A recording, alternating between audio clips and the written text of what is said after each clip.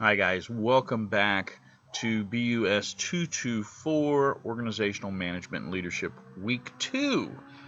We're off and running. Here we go. We are into the class now. You should have everything you need, and we are going to be moving pretty quick from now on. And this week, week 2, we're going to be talking about organizational control and change. Organizational control and change.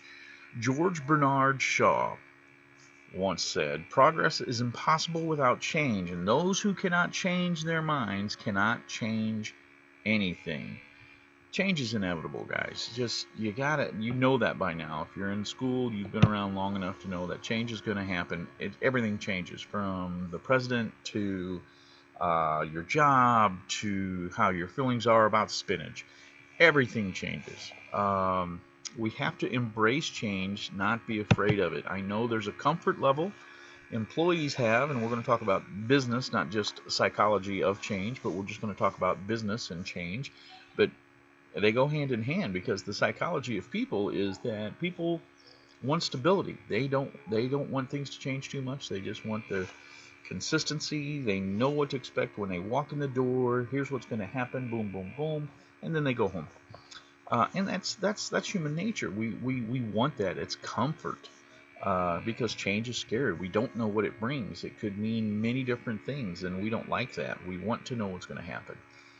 Unfortunately, that's not how things work.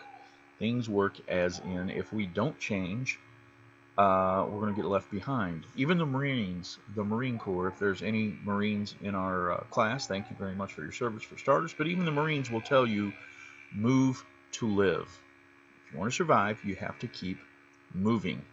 And that means changing. Moving and changing. You have to keep changing to survive in business.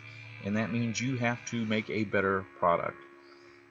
People that made a simple paper clip thought that they had that, that's as good as this gets. We did what we set out to do. I want to create the best paper clip. I did. Here it is. Here's a paper clip. Look at that. Boy, how could it ever change? It's so simple and basic. It doesn't need to change. Well, from that simple paper clip came different shapes, different sizes. They came out with different color paper clips after that. Then they came out with different binders, not just paper clips, but binders, different materials to use, from plastics to carbons to metals in paper clips, just for a paper clip. Something as simplistic as that. Staples have changed. Again, something as simple as that, let alone the stapler, let alone paper. Everything improves. Everything gets better, or at least our thoughts that it does.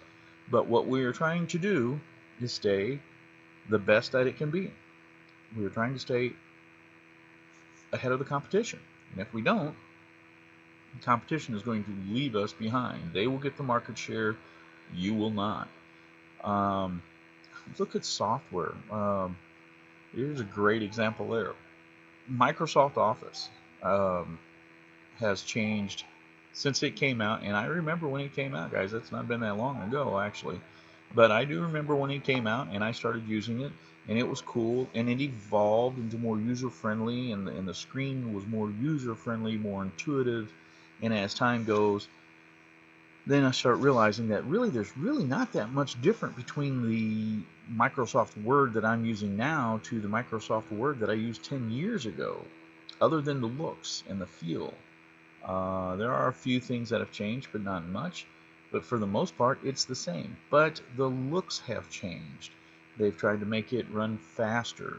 They've tried to make it a little bit more intuitive. So they're trying to make a change, but they really have not made that much change in that product in the last 10 years, other than the looks. So sometimes it's not so easy on things that you think that might be. They've tried new things over the years. They've tried to change speech. That was in there. Speech recognition. It still is, actually. Those opportunities are still there, but they're not very well publicized. So anyway, we're going to talk about change this week. That's what we're going to do. So this week in the readings, what I want you to do is, let's go in and take a look at, before I keep droning on, week 2 is chapter 11 in the organizational control and change chapter. That's what we're looking at, page 313 in your books. 9th edition. And then there's the PowerPoints under weekly readings. Make sure that you get those read as well. So we have our chapter 11 to read. You have an assignment to do this week, which your assignment 2 is to complete the questions under Be the Manager section on page 342 of the 9th edition on a Microsoft Word. So complete the 3 questions under Be the Manager. That's there. On page 342. So let's get that done. You have a discussion to get on to this week, and in your main post I want you to describe a time of an organizational change that you've experienced. How did it go? Let's talk about change. Let's talk about how you accepted change. Let's talk about how it affected you and the group around you. Now this could be at work, this could be at school, this could be at church, it could be any function where you're with a group. Now, ones that we've talked about in the past is some change that students have seen is online. That's something. They signed up for ground classes. They've been taking ground classes. Next thing you know, wham, they're in these silly online classes. And that's how they're expected to learn now, is through this online class. That's a change.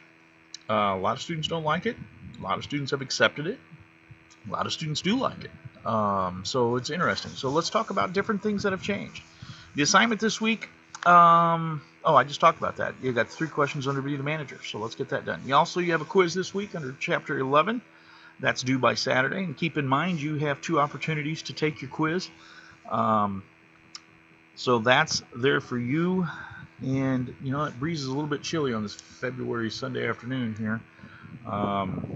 So it's not quite spring yet, although it's the 25th of February. It's still a little bit nippy in the air. So I'm not going to be long out here. I've already talked way too much. Guys, let's have a great week. If you need me, call me, text me, email, whatever you need to do. You'll find my number under instructor information over here on the left-hand side of the screen, that side over there. All right, guys, let's have a great week. Talk to you later. Bye-bye.